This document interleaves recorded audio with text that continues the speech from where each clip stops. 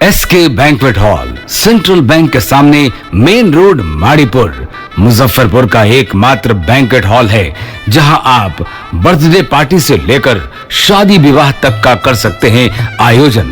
2500 square feet का 3 बड़ा hall. SK banquet hall में seminar, wedding ceremony, kitty party या बर्थडे पार्टी के साथ अन्य आयोजन को किया जा सकता है। 24 घंटे बिजली पानी के अलावा पार्किंग और लिफ्ट की सुविधा है उपलब्ध। फुल्ली एयर कंडीशन इस बैंक्वेट हॉल में 1, 2 नहीं 18 बाथरूम और कई कमरे हैं उपलब्ध। बेहतरीन लाइट से सुसज्जित एसके बैंक्वेट हॉल बुक करने के लिए आज ही संपर्क करें 7005576759 82599547 इस न्यूज के प्रायोजक हैं मां Bhavani decor private limited, 0 mile, Dadar road, Khudiram Bose college के निकट, मुजफ्फरपुर।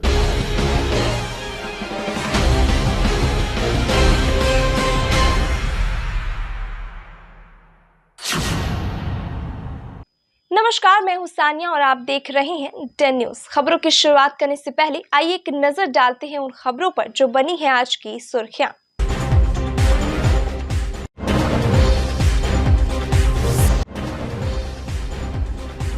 लालू राबड़ी के 1.5 दर्जन ठिकानों पर सीबीआई का छापा। बिहार की सियासी हलचल तेज, राजद नेताओं में भारी आक्रोश।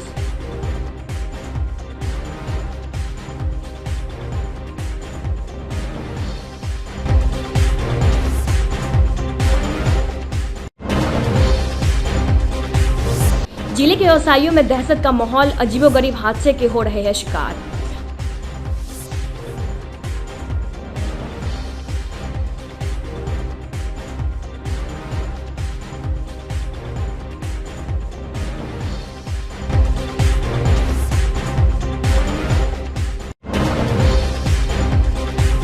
और आंधी बारिश से बिहार में 30 लोगों की मौत, मुजफ्फरपुर में 5 की गई जान।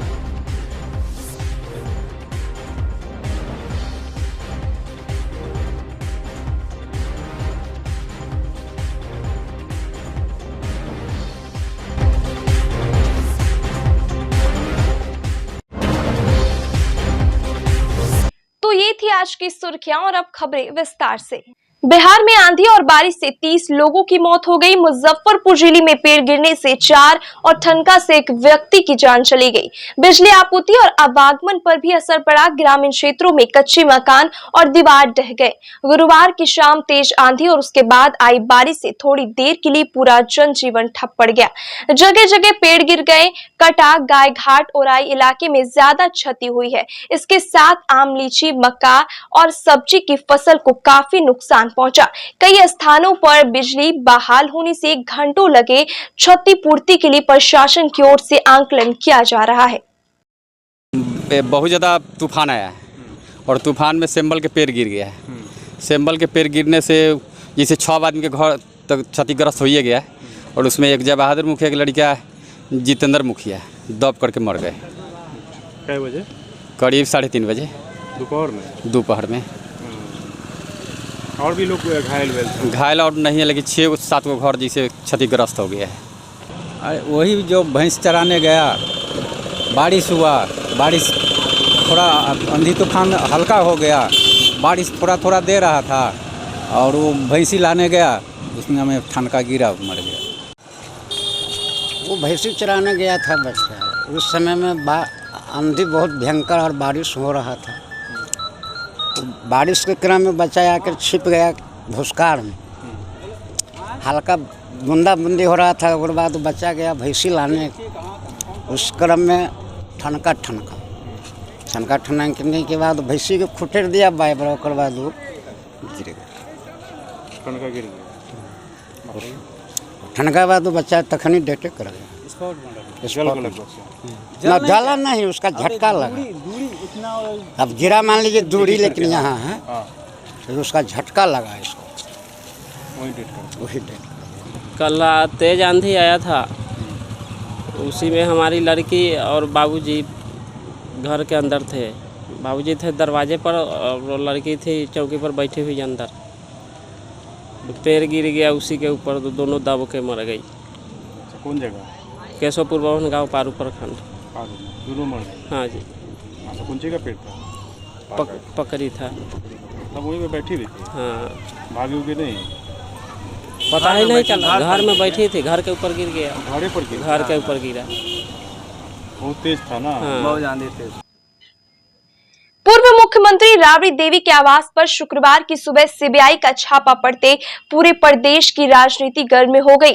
आरजेडी ने सीबीआई के रेड को जहां राजनीति से प्रेरित बताया, वहीं बीजेपी ने कहा कि गड़बड़ घोटाला करने वालों के घर पर छापा पड़ता है। राजद के कांटी विधायक इजराइल मंसूर ने कहा कि यह तेजस्वी यादव की लोकप्रिय से बीजेपी घबराई हुई है। इसी का परिणाम है कि सीबीआई का बेजा इस्तेमाल कर लालू राबड़ी परिवार को बदनाम करने का प्रयास किया जा रहा है। देखिए, जो छापामारी हुई है, ये केंद्र सरकार जो है सो तानाशाही रवैया अपना रही है। जिन लोगों से इन लोगों को डर बुझाता है, जिससे लगता है कि इनकी लोकप्रियता से इनको नुकसान होने जा रहा है, वैसे लोगों पर तानाशाही रवैया ये अपनाने का काम करती है। और सीबीआई केंद्र की तोता होती है, ये सब लोग आम जन भी जानता है। अभी आपको सुप्रीम कोर्ट के भी कई जजों ने इन लोगों पर आरोप लगाने का काम किया है कि न्यायपालिका में भी ये लोग जो है से कि दखल अंदाजी करते हैं और इस समाज के, इस देश के आम नागरिकों को न्याय नहीं मिल पा रहा है। तो ऐसे परिस्थिति में रेलवे से संबंधित जो छापेमारी हो रही है, वही लालू प्रसाद यादव जी थे जो हजारों करोड़ के घाटे में जाने वाली रेल को हजारों करोड़ के मुनाफे में ले गए जब वो मंत्री थे, रेल मंत्री थे। और इनकी इतनी प्रशंसा हुई कि दुनिया के लोगों ने हार्वर्ड यूनिवर्सिटी में स्टूडेंट के लोगों को वहाँ बुलाए और लालू प्रसाद यादव जी गए और गुड़ बताने का काम किए थे। आज तेजस्वी जी की इतना लोकप्रियता बढ़ गई है कि उनको भी लंदन बुलाया गया है व्याख्यान के लिए। तो इन लोग घबरा गए हैं, बहुत ही चिंतित है। तो ये किसी भी तरह यंत्र तंत्र स्टैंड करके तानाशाही रवैया अपना करके किसी भी तरीके से इनकी लोकप्रियता कम हो, ये दबाना चाहती है। और केंद्र सरकार से अभी देश चल नहीं पा रही है।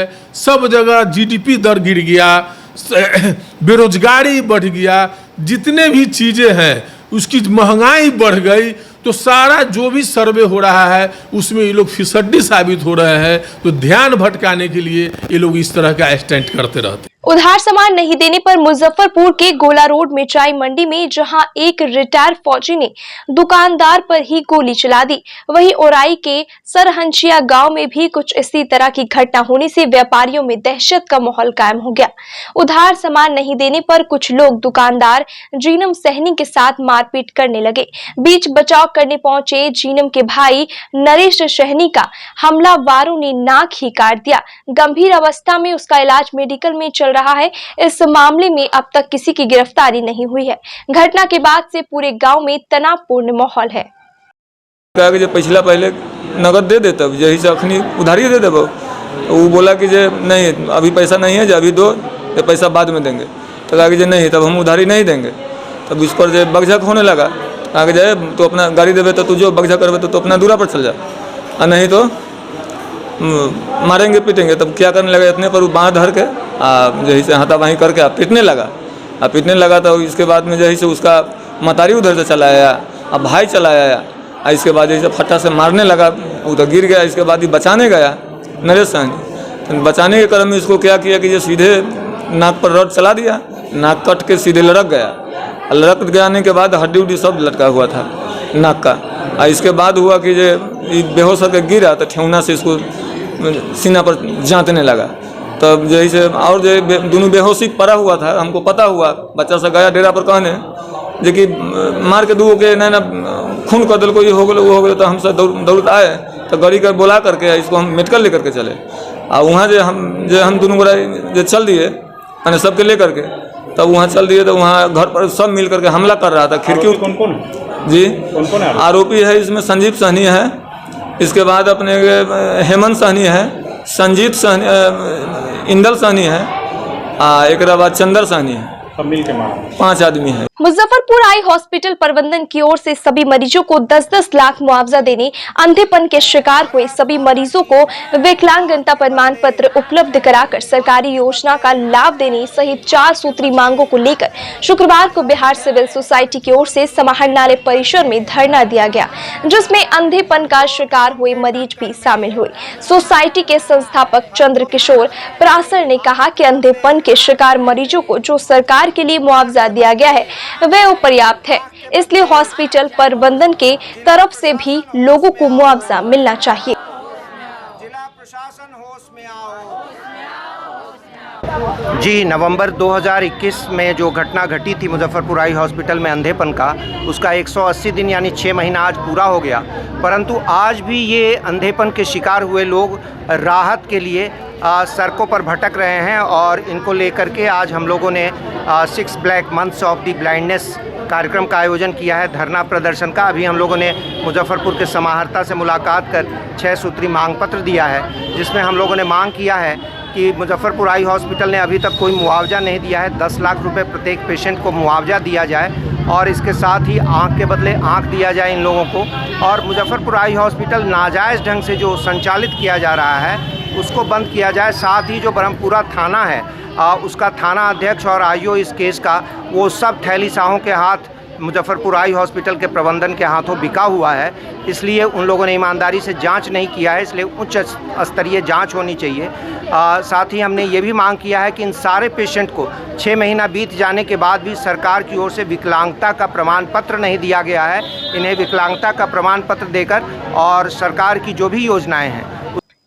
मुजफ्फरपुर के गोला रोड मिर्चाई मंडी में गोली चलाने वाले रिटायर्ड फौजी संतोष पांडे से लोहा लेने वाले दुकानदार सागर और उनके पिता शंभू चौधरी को शुक्रवार को मेयर राकेश कुमार पिंटू ने दुकान पर जाकर पिता पुत्र को सम्मानित कर दोनों की हिम्मत की दाद दी। साथ ही व्यवसायियों को आ रही परेशानियों को भी जाना। दुकानदार नगर निगम की ओर से लगातार लगाए जा रहे टैक्स के कारण काफी आक्रोशित दिखे। मेयर ने इसका भी निराकरण कराने का भरोसा दिलाया। जैसा कि आपको मालूम है कि उधर सामान नहीं देने पर फौजी ने दुकानदार पिता पुत्र पर रिवॉल्वर तान दिया था। इस दौरान गोली भी चल गई थी, हालांकि गोलीबारी में कोई हताहत नहीं हुआ था। कल एक घटना घटी थी यहाँ पर, कुछ ये खबरा के कोई आर्मी अफसर थे जो यहाँ पर आकर के रंगदारी वसूल रहे थे, जबरदस्ती बोल रहे थे कि आपको उधार माल देना ही होगा।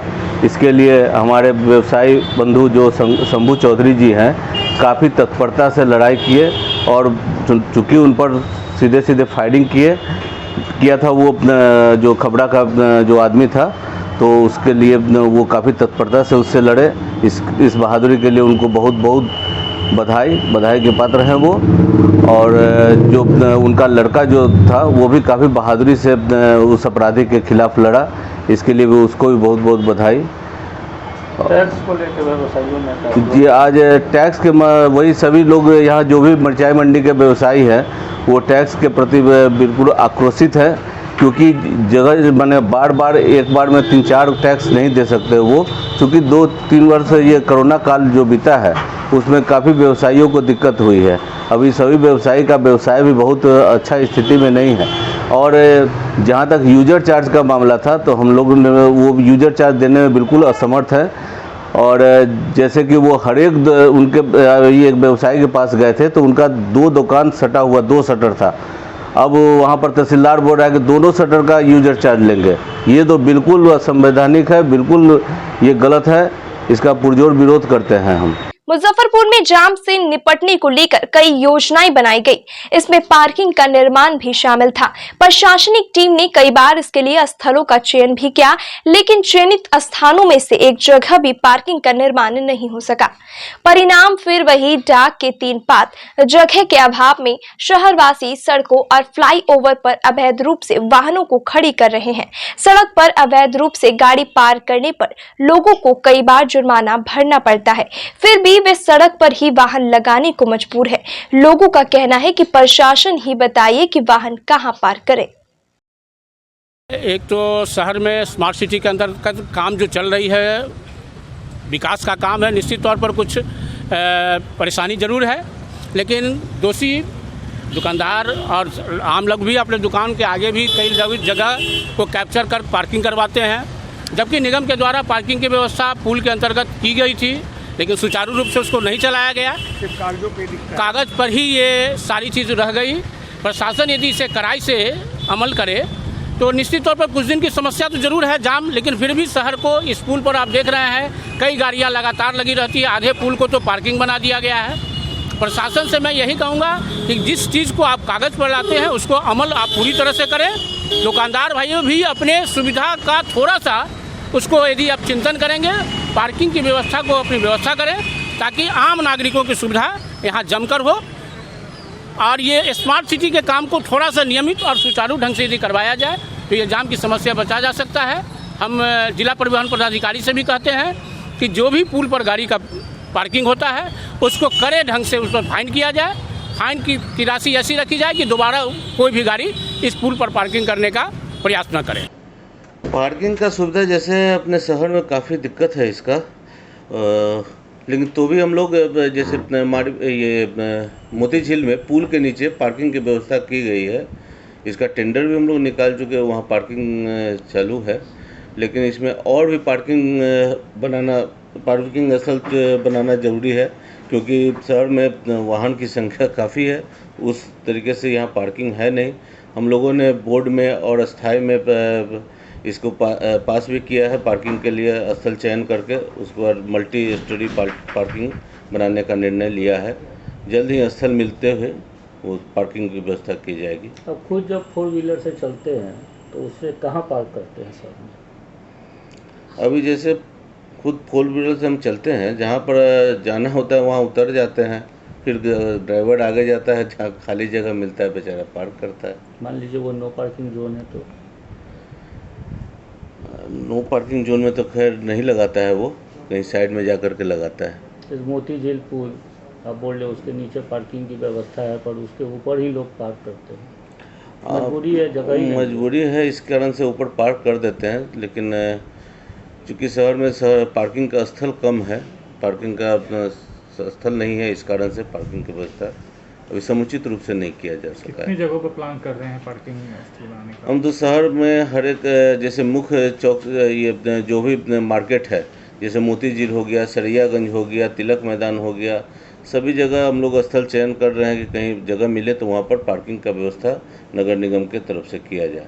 एक हम लोग बीवी कॉलेजिएट में भी पार्किंग का व्यवस्था किए थे, जो वहाँ पर अभी वहाँ पर टेम्प्रोरी वहाँ पर चालू है, लेकिन अभी पूरा रूप से वहाँ पर पूर्ण रूप से नहीं किया गया क्योंकि कोई ठेकेदार उस टाइप से नहीं मिला है। मुजफ्फरपुर से शाही लीची की पहली खेप मुंबई भेजी गई। पवन एक्सप्रेस से पहली खेप भेजने के साथ लीची किसान मोहम्मद वाहिद ने बताया कि इस बार उसके पास मुंबई, दिल्ली, लखनऊ और कानपुर से डिमांड आई है। उन्होंने कहा कि स्मार्ट सिटी के नाम पर जगह जगह नाला खोदा गया है, इससे जाम की समस्या है। समय पर बगीचे से रेलवे जंक्शन तक लीची ले जाने में कठिनाई हो रही है। अगर प्रशासन जाम हटाने में सहयोग करे तो हर दिन लीची ट्रेन में लादने में सुविधा मिलेगी। उन्होंने बताया कि एक पेटी में 10 किलो लीची रहती है। अभी प्रतिदिन 1000 पेटी तक की मांग है। वहीं रेलवे कर्मचारी ने बताया कि 24 टन कैपेसिटी का पार्सल वैन रेलवे द्वारा उपलब्ध करा दिया गया है। पहले दिन लगभग 23 टन लीची भेजी जा रही है। पहला मरतबा है मुंबई से। कितनी लीची भेजी जा रही है? ये करीब 22 से 23 टन है। 23 टन कब तक भेजी जाएगी? ये चलेगा 20 से 22 तारीख तक। तो बहुत दिन से मांग किया जा रहा था, मिल नहीं रहा था। आज से ये सब? हाँ, आज से LHB कोच के द्वारा रेलवे द्वारा खुद की बुकिंग शुरू है। रेलवे द्वारा अपना खुद का बुकिंग करके मुंबई भेजी जा रही है। यहाँ अभी 23 टन 600 किलो अभी VP में जा रही है लीची। कितनी कैपेसिटी है? 24 टन की। कहाँ भेजी जा रही है? ये मुंबई जा रही है। इस बार की पहली खेप? जी, VP में पहली खेप है। मंडल के द्वारा मुजफ्फरपुर की शाही लीची मुजफ्फरपुर स्टेशन से लोकमान्य तिलक टर्मिनस मुंबई भेजने के लिए विशेष प्रबंध किए गए हैं। व्यापारियों एवं किसानों के मांग के अनुरूप 11,062 पवन एक्सप्रेस में एक VPU पार्सल यान जिसकी क्षमता 24 टन है 20 मई से 20 जून तक के लिए लगाई जा रही है। साथ ही पीछे के SLR में एक कंपार्टमेंट जो 3.9 टन का होता है उसको भी लीची लोडिंग के लिए मुजफ्फरपुर में उपलब्ध कराया जा रहा है। इस वर्ष इंडेंट VPU की जगह रेलवे द्वारा अपने स्तर से पार्सल यान लगाई जा रही है। इस सेवा की शुरुआत आज 20 मई से की जा रही है। लीची की बुकिंग पहले आओ पहले पाओ के आधार पर होगी। इससे बीच के बिचौलियों की भूमिका नहीं रहेगी एवं किसान रेल के मूल भाड़े पर बुकिंग करा सकेंगे। यदि बुकिंग हेतु मांग बढ़ी तो अन्य ट्रेनों में भी लीची भेजने की व्यवस्था की जाएगी। मंडल के द्वारा कार्य योजना का फीडबैक किसानों से लिया जा रहा है। किसान काफ़ी उत्साहित है। आज की खबरों में बस इतना ही। कल फिर मिलेंगे कुछ नई खबरों के साथ। तब तक के लिए डैन न्यूज़ परिवार को दीजिए इजाजत। नमस्कार।